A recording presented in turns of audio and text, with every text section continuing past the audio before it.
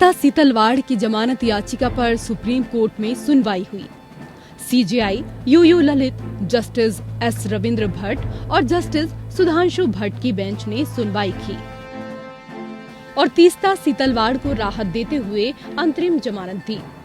Supreme court ने तीस्ता सीतलवाड़ को जमानत देते हुए कहा कि तीस्ता को जल्द से जल्द संबंधित ट्रायल कोर्ट में पेश किया जाए। ट्रायल कोर्ट जमानत की शर्तें तय कर जमानत दे।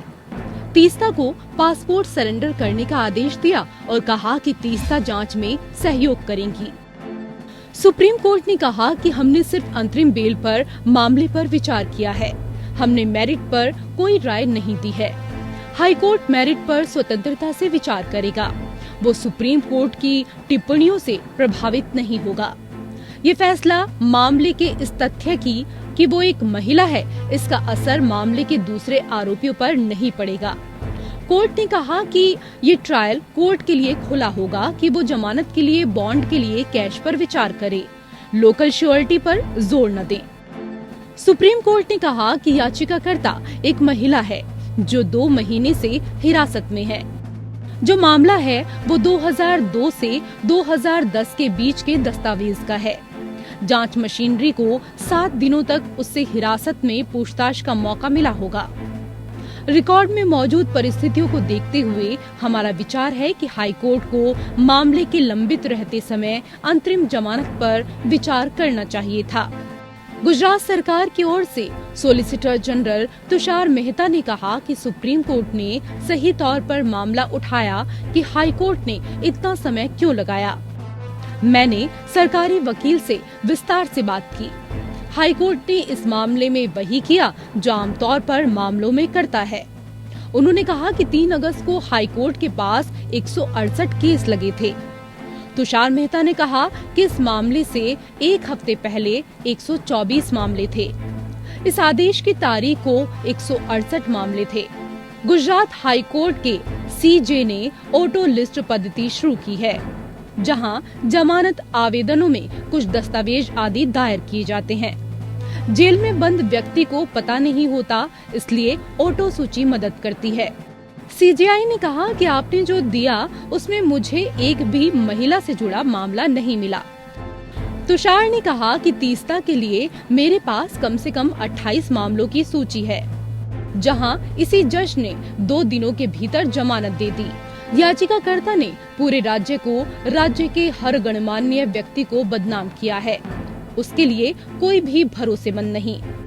सीजेआई ने कहा कि इस समय इस अदालत के समक्ष खुद को तथ्यों तक सीमित रखें। तुषार मेहता ने कहा, मुझे यह कहने का निर्देश है कि जज ने 30-40 मामलों का निपटारा किया है, यही सिस्टम है, अपवाद न बनाएं।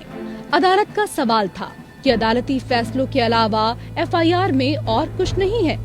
दोनों प्रदर्शित करते हैं कि यह सच नहीं है। कुछ मकसद था, कुछ साजिश। हमारे पास दिखाने के लिए कुछ सामग्री है।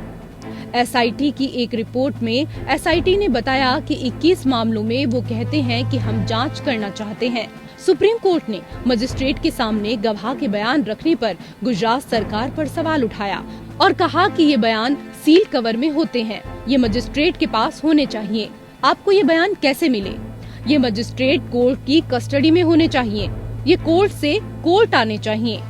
तुषार मेहता ने कहा, हमने कोर्ट से आग्रह किया था और इसके बाद कोर्ट ने जांच अफसर को दिए हैं ताकि सुप्रीम कोर्ट में रखे जा सकें। मेहता ने कहा कि एसआईटी की रिपोर्ट से साफ है कि सबूत के नाम पर तीस्ता ने जो कुछ भी दिया उसमें से काफी मनगढ़ंत था। ये भूलवश नहीं बल्कि सोची समझी साजिश थी। ये कोर्ट से बाहर तैयार कराया गया था। तुषार मेहता ने कहा कि याचिकाकर्ता द्वारा कुल 8 करोड़ जमा किए गए, जिसमें से शराब दुबई की दुकानों से खरीदारी हुई। ऐसा नहीं है कि बिना सबूत का मामला है, लेकिन सवाल यह है कि क्या सुप्रीम कोर्ट को इस मामले में दखल देना चाहिए? सीजेआई ने कहा कि आपको तीस्ता से हिरासत में पूछताछ में क्या मिला? सीजेआई ने कहा, कितने दिन की पुलिस हिरासत थी? तुषार ने कहा, 7 दिन की।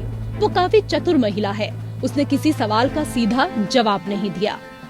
तीस्ता सीतलवाड़ की ओर से कपिल सिब्बल ने कहा, 124 लोगों को उम्र कैद हुई है। ये कैसे कह सकते हैं कि गुजरात में कुछ नहीं हुआ? ये सब एक उद्देश्य के लिए है। ये चाहते हैं कि तीस्ता ताउम्र जेल से बाहर न आए। कि 20 साल से सरकार क्या करती रही।